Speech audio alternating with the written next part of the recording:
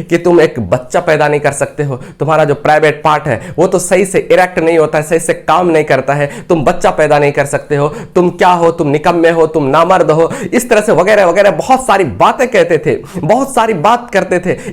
इस वजह से जो है ना ताना सुनते सुनते मैं परेशान हो चुका था। इसीलिए अच्छा मौका था, हम जब रास्ते में आ रहे थे और जब खाली जगह देखा तो वहीं पर पत्नी को मैंने पिटाई शुरू कर दी, पत्नी को लिटा दिया। लिटा देने के बाद फिर मैंने उसकी पत्नी की मैंने गला दबाई। पत्नी की मौत नहीं हुई, उसके प्राइवेट पार्ट पर हमला किया, प्राइवेट पार्ट पर चाकू से हमला किया। कहते हैं पति पत्नी का रिश्ता बड़ी खास माना जाता है, बड़ी पवित्र माना जाता है, क्योंकि इस रिश्ते में सिर्फ विश्वास ही विश्वास है। यह रिश्ता बिल्कुल विश्वास पर टिका होता है।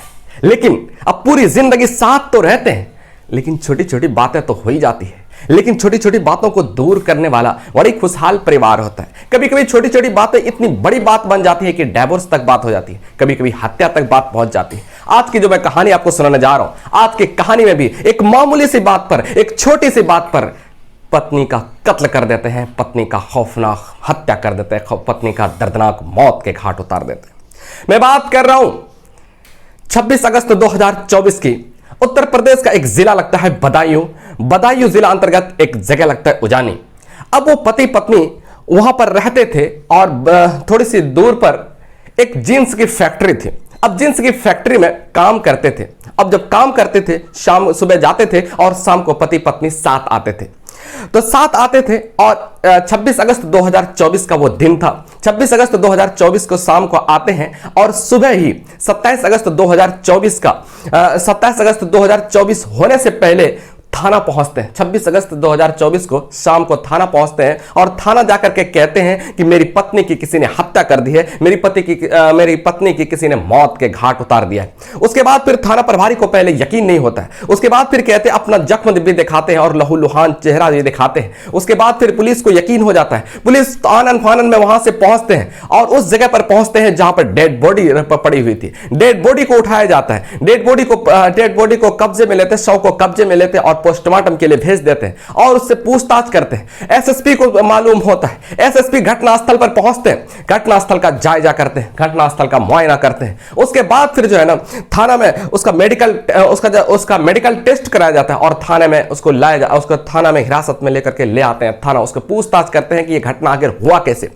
पति से पूछताछ करते हैं पुलिस, यह घटना कैसे होता है। पति बताते हैं कि बात दरअसल यह है कि हम जींस के फैक्ट्री में काम करते हैं और वहां से जब हम आ रहे थे, रास्ते में 4 अपराधियों ने हमारी पत्नी का 40,000 रुपया पैसा छीन लिया, मोबाइल छीन लिए और उसका हत्या कर दी। मैंने विरोध किया तो हम पर भी हमला किया, हम पर भी अटैक किया। उसके बाद फिर पुलिस को उसके बात पर कुछ शक होने लगा, और उसके बाद फिर पुलिस जब सख्ती से उनसे पूछताछ करते हैं तो वो फिर बताते हैं कि बात दरअसल ये, वो फिर टूट जाते हैं, पुलिस के सवालों के आगे टूट जाते हैं और फिर वो बताते हैं कि बात दरअसल ये है कि पत्नी जो है ना हर दिन मुझे ताना मारती थी, ताना ये मारती थी कि तुम एक बच्चा पैदा नहीं कर सकते हो, तुम्हारा जो प्राइवेट पार्ट है वो तो सही से इरेक्ट नहीं होता है, सही से काम नहीं करता है, तुम बच्चा पैदा नहीं कर सकते हो, तुम क्या हो, तुम निकम्मे हो, तुम नामर्द हो, इस तरह से वगैरह वगैरह बहुत सारी बातें कहते थे, बहुत सारी बात करते थे।